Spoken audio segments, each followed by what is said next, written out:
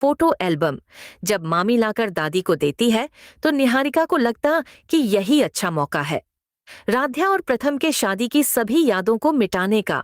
और निहारिका यहाँ पर किसी बहाने से उस एल्बम के ऊपर जलता हुआ दिया गिराकर उस फोटो एल्बम को जला देती है ताकि ना रहेगा फोटो और ना ही राध्या की यादें रहेंगी प्रथम के दिल में।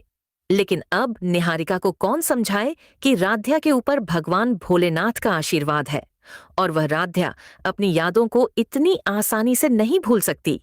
वह कैसे भी करके जलते हुए फोटो एल्बम को बचाती है।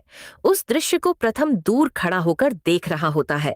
उसकी आंखों से आंसू बहकर उन काली तस्वीरों पर गिर रहे थे।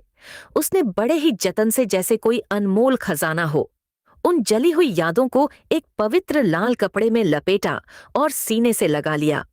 वो फूट फूट कर रोने लगी क्योंकि उसके लिए वह सिर्फ कागज नहीं बल्कि उसके जीवन का सबसे बड़ा सच और सम्मान था।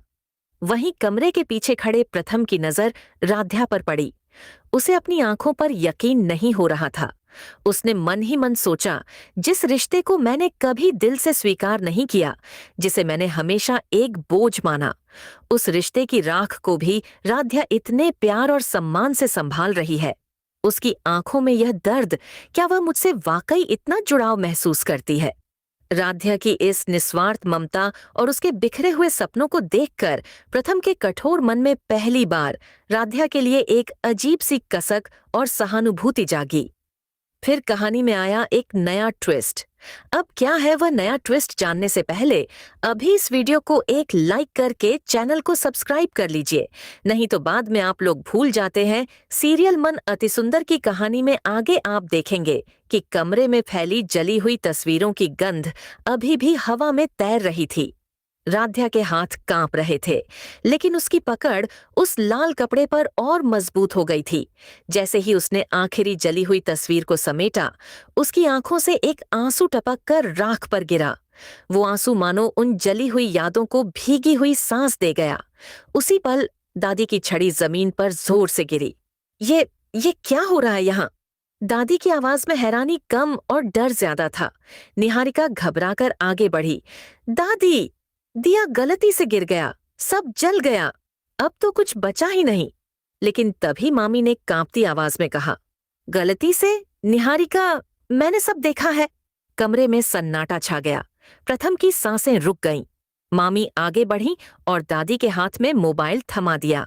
स्क्रीन पर वही पल चल रहा था। निहारिका जानबूझकर जलता हुआ दिया एल्बम पर गिराती हुई। दादी की उंगलियां कांपने लगीं। उनकी आंखों से नकली मासूमियत पहली बार गायब थी। निहारिका? दादी की आवाज भारी हो गई। निहारिका के चेहरे का रंग उड़ चुका था। दादी, मैं बस राध्या को। चुप! यह आवाज दादी की नहीं थी। प्रथम पहली बार आगे आया। उसकी आंखें लाल थीं, लेकिन आवाज पत्थर जैसी ठंडी। तुम राध्या की यादें नहीं जला रही थीं, तुम मेरे जमीर को जलाने की कोशिश कर रही थीं।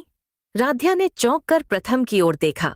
उसने पहली बार उसके चेहरे पर नफरत नहीं, टूटन देखी। प्रथम राध्या के पास आया।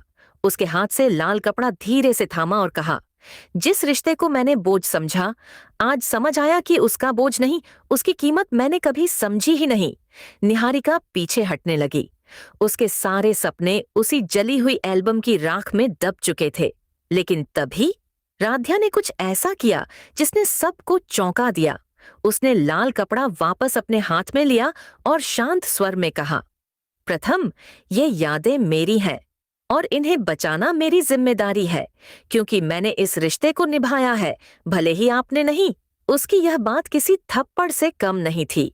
दादी की आंखों में पहली बार अपराध बोध साफ दिखा और निहारिका, वह समझ चुकी थी कि खेल खत्म नहीं हुआ है, बल्कि अब असली खेल शुरू होने वाला है। रात गहराती जा रही थी, लेकिन मित्तल हवेली के भीतर कोई सो नहीं पा रहा था। जली हुई एल्बम को राध्या ने मंदिर के सामने रख दिया था। दिए की लौ कांप रही थी, जैसे उन अधूरी यादों की आत्मा अभी भी जिंदा हो। राध्या जमीन पर बैठी थी, हाथ जोड़े, आंखें बंद। भोलेनाथ, मैंने कभी कुछ नहीं मांगा, बस इतना दीजिए कि मेरे सम्मान की अग्नि बुझने न पाए। पीछे खड़ा प्रथम यह सब देख रहा था।